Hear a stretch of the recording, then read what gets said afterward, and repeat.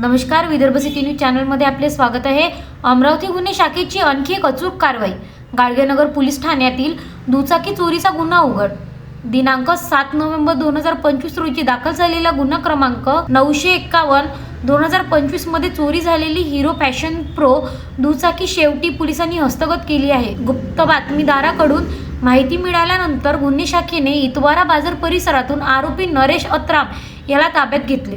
त्याच्याजवळ सापडलेली MH27BL 5768 ही दुचाकी चोरीची असल्याचे तपासात स्पष्ट झाले। आरोपींनी ही गाडी त्याच्या मित्र दाऊ उर्फ दावीत मनोहरे याने वापरण्यास दिली असल्याची कबुली दिली आहे।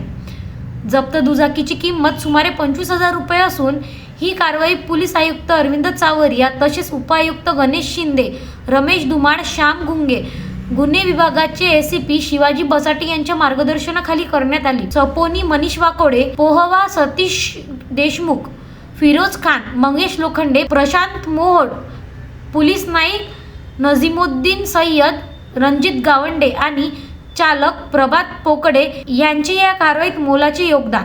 अमरावती गुन्हे शाखेची सतर्कता, गुन्हेगारीसाठी धोक्याची घंटा। Vidarbha city news Amravati.